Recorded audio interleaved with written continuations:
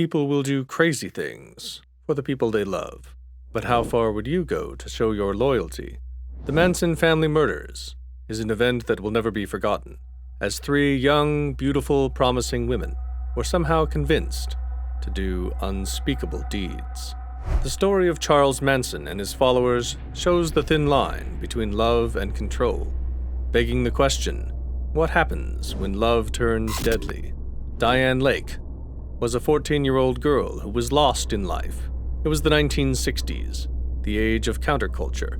Her parents had dropped out of society, ready to start over, without the responsibility of a teenage child. Dianne wanted to start over too. She wanted a new life, where she could go and do whatever she wanted. But where would she start? She aimlessly wandered to different communities, being constantly rejected because of her age. "Your jailbait" would echo in her ears over and over again. As she was turned away, would she ever find a new family? She was almost out of places to turn when she met a man named Charles Manson. When first laying eyes on Manson, she was completely mesmerized. She was enthralled with his intellect and enchanted by his charm. He listened to her, he wanted to hear her troubles, and she could tell that he wanted to remedy them. Dianne instantly fell in love. As she got to know him further, she met the Manson Girls. They were all so beautiful, kind, and so nurturing. She was delighted with how they welcomed her so warmly. Dianne knew that she wanted to be a Manson girl. She had found her home.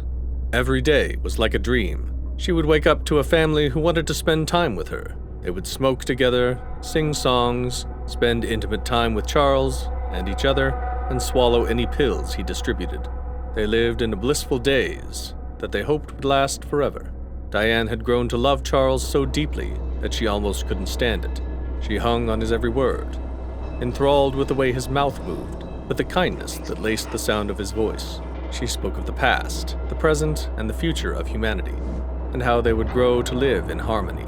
She came to believe that he was more than just a man. He had to be some kind of god. He had to be the god. Dianne knew that she had to do whatever he asked of her. She was on this earth to serve her Messiah, Charles Manson.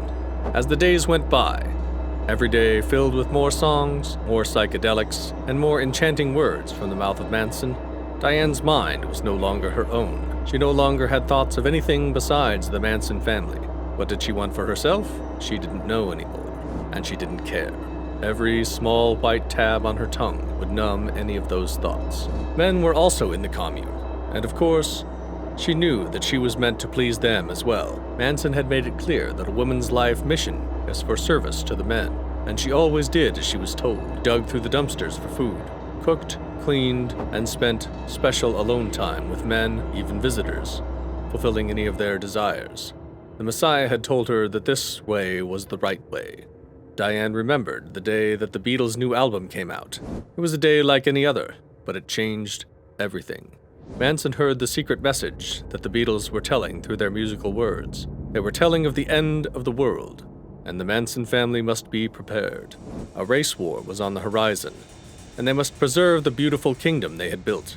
White versus black, the Black Panthers would come out on top. The Manson family would be in hiding, waiting for their turn to reign victorious. They would overthrow the Black Panthers, becoming the new leaders of the world, the biggest happy family. This chain of events was what Dianne came to know as Helter Skelter.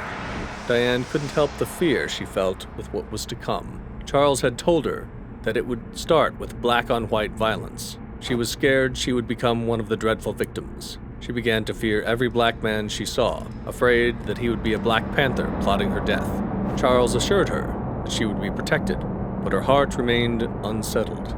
There came a time when Manson had to leave the commune for a few days, and Dianne's fear overtook her. She had to get away from everything and everyone to clear her head. She snuck away from the family in the night, hoping to return once her nerves had calmed. But Manson never treated her the same.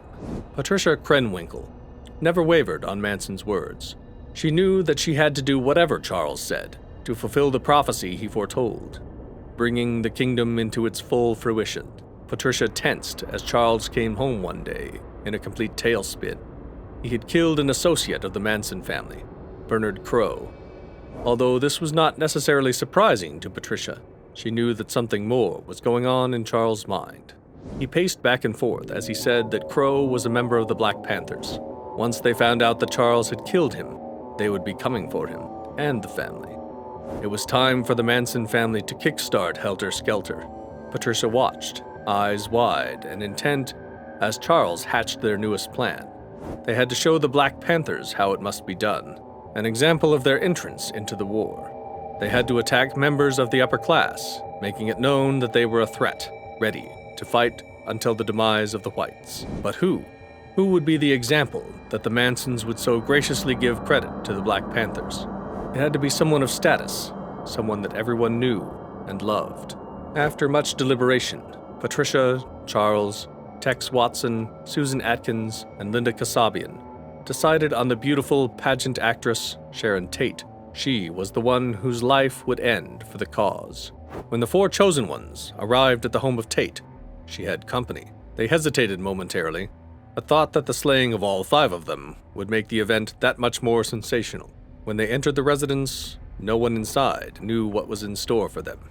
The scene afterward was one that would nauseate even the most seasoned police officer. No one would have guessed that this was the work of three beautiful, seemingly harmless women. The level of carnage that they left behind was too gruesome to detail. When they arrived home that night, the group reported to Charles what had occurred. He seemed displeased with the sloppiness of the unspeakable things they had done. They needed to try again. One more sensational crime to begin the end of the world, and Manson needed to show them how to do it. They drove around upscale Hollywood, passing houses that they considered entering, but only Charles knew which house would feel right. After several hours, they stopped at the home of Leno and Rosemary LaBianca, who were oblivious to the fact that this would be their last night alive. The family laid low in a remote location for 2 months before Manson and his group were arrested. It didn't take Sharon Atkins long to confess to her devious actions. She quickly admitted to stabbing Tate a dozen times, pleased with her crime that would make people turn their heads. The interviewer knew at that moment that the trial to come would never be forgotten.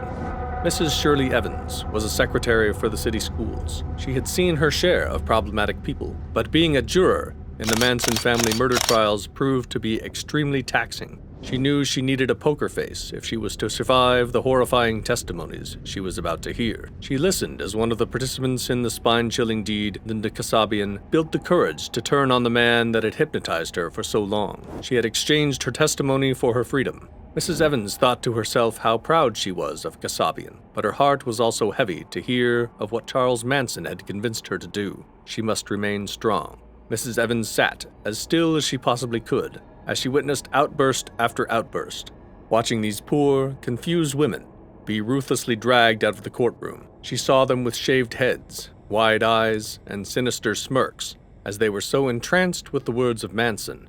She could almost see how his menacing words were playing over and over again in their heads. She tried to keep her eyes open as she watched Charles Manson enter the room with an X carved into his forehead, and she couldn't help but close them for a second when Sadie Atkins entered the courtroom bearing the same mark. Even after their arrest, they were still so loyal. Her heart hurt for these women. What had he done to them? Mrs. Evans held her own hands from trembling as they read out the verdict of guilty. She knew it was the right thing, but she knew these girls no longer had minds of their own. They were simply shelled soldiers in Manson's twisted fantasy. Her mind was filled with a depressive fog when she thought of their chance of ever being rehabilitated. Knowing it was close to zero, she shook even more when the girls, as well as Manson, were sentenced to death. Evans knew this day would be a moment in history forever. It would be a day that she would never, ever forget.